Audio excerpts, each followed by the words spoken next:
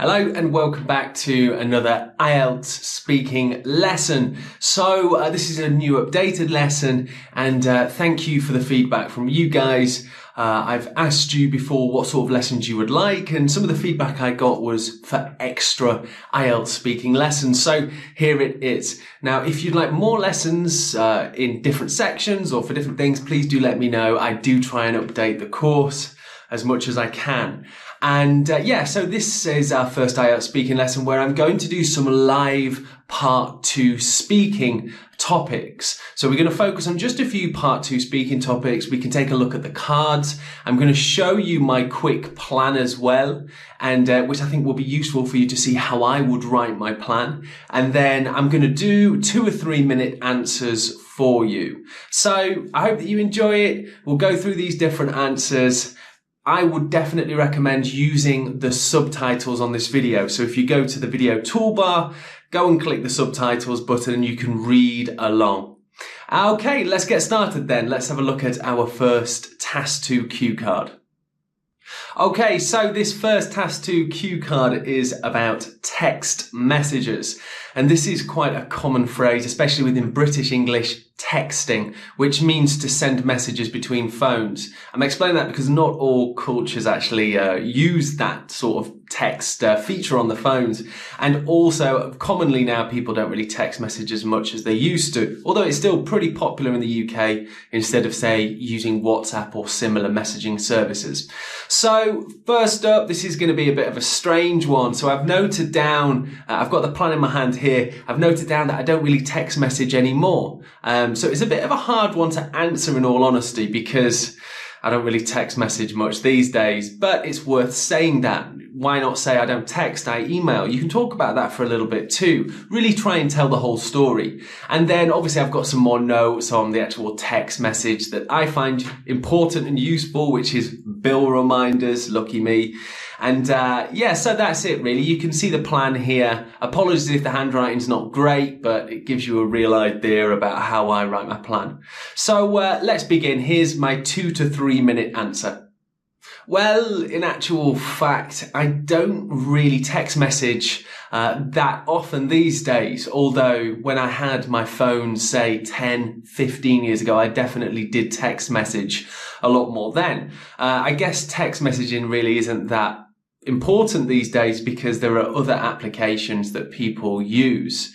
So it's a little bit difficult for me to think about the most important text because in all honesty, it was a long time ago since I used that feature on a phone. But I would say that one of the most important text messages that I receive on a monthly basis is about my bills. And it's actually about my phone bill. So the company that I use, O2, which is a really famous and large telecommunication company in the UK. They have a service where you can ask them to send you a text message every month. Because to be honest, I'm kind of forgetful. It's really useful for me because, I definitely do forget to pay my bills sometimes. So at the end of every month, they sort of drop me a text and tell me that my bill is due and the amount I owe. I have like a basic package, and then on top of that, I sometimes use extra money, say for data if I'm using the internet a lot, or maybe some extra calls as well. So the amount they tell me at the end of the month is really useful because then I know exactly what I need to pay with the add-ons. So when I get the text message, I go onto the online payment system and then I just make my payment there for whatever the amount is. I'm pretty sure without this important text message, I'd forget and probably get the service cut off from me. So even though I don't really text people anymore, I'd say one of the most useful services I have is from O2 for my monthly reminders. Okay, let's move on to our second Task 2 cue card. And this is about describing a challenging thing that I have done, or you have done if you were answering the question. It's a little bit easier to answer this and think about personal experiences. And just note as well, I'm really going to try and describe everything in detail and really try and push the storytelling. So you can see my plan on the screen. I'm going to talk about my teaching qualification. So I've got my phone here. I'm going to set it off for 3 minutes. It's a good way that, you can do this as well. Set the timer for 3 minutes and see if you can talk that long. It might be 2 to 3 minutes, but anyway, let's begin. Well, I'd say this is actually a bit of an easier question to answer than some of the other Task 2 cue cards I've practiced with. So one of the most challenging things I've ever done, and there are a few different ideas that I was thinking of, is probably my PGCE qualification. Now, if you're not sure what that is, that actually means Postgraduate Certificate in Education. So it's a degree that you do after your bachelor's degree, so a postgraduate degree, and it's in education. So my bachelor's degree was in music and new media, production, those types of things, and I really enjoyed it, but I really wanted to teach, and also some of the opportunities that teaching gives you, like traveling. So I decided to go back to university and do my postgraduate certificate in education. And this actually gives you the qualifications to teach in UK schools. I'm actually a primary school teacher and I generally teach year 6 now, which is actually grade 5, but I teach adults as well. So I did the postgraduate certificate in education, the PGCE, and I found the first couple of months were quite easy because it was more theory-based and it was university-based. Then after that, it was a 1-year qualification. After that came placement. So I had to go into schools and take over the class and teach.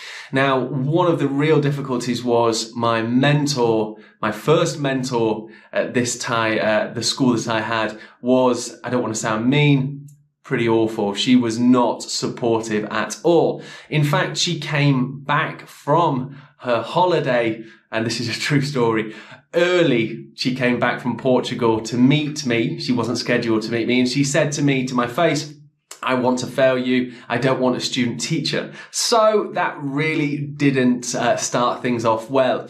And then for the next 3 months, I was basically given a really difficult time. I taught everything and the mentor was really negative about the whole experience. However, I passed everything well. I got support from another teacher at the school and I eventually did get through that placement. The second placement that I had was way better, but it was also a very difficult school in a challenging area. So there were a lot of needs of the families and the students.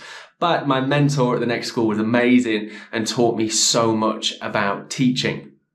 Really, it was worth it, even though it was difficult to make my way through this situation, because I've been teaching for years and years now, and both in the UK, and I've traveled doing this, and I've had some fantastic experiences. So even though it was such a stressful, difficult time, it was well worth the experience. Okay, you can hear my alarm's gone off there. So I made it to 3 minutes. And in fact, I could probably talk longer for this Task 2 cue card. And you will find that sometimes the different Task 2 cue cards you'll find a little bit easier to answer. But just remember to try and storytell and give as much description using slow and well-pronounced language. You'll be fine. Okay, let's move on to the third question. Okay, this is about a job that you would not like to do. Interesting, because you would have thought that they would have said, what job would you most like to do? So kind of interesting that this is how to answer this one, thinking about a job that you definitely don't want to do. And you can see my plan here. Now, again, apologies for the handwriting, but I'm actually going to talk about being a taxi driver. Nothing wrong with being a taxi driver. Please don't take offense if that's something that you do or a family member does. It's the traffic for me that I couldn't deal with. So I'm going to talk about this. I think I'm going to find it a bit more challenging to do the full 3 minutes, but I'll try and slow my speaking down and give loads of extra details that are of course relevant to the question. So let's begin. Well, in actual fact, there are lots of jobs that I would like to do. And I think all jobs have their own importance. So, I'll give you the answer, of course, but I don't want to sound demeaning or offensive to anybody, or in particular, this type of job. However, a job that I really would not like to do is being a taxi driver. Now, taxi drivers, it can be a pretty cool job, I suppose, because you get to meet lots of different people, you get to have lots of different experiences, and you get to learn a lot about your community. However, I live in a busy city, and there's something that I cannot stand, and that is traffic. Now, I'm a pretty patient guy, especially with friends and family and kids. However, I don't have any patience. I have zero patience for sitting in traffic.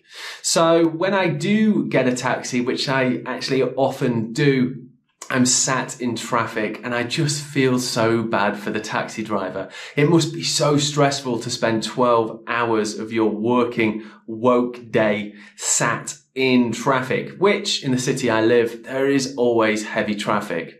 But I suppose, it's an easy job in terms of just being sat down, but I would find it so frustrating and also quite boring too. Also, there are a few other things about being a taxi driver that I'm not sure I quite like. The first one being that the hours can be very unsociable, which means that a lot of the taxi drivers that, I've spoken to, they're sometimes working really late into the night. Sometimes they might have scheduled jobs that are in the middle of the night, 3, 4 o'clock, something like that. And also they often work very long hours.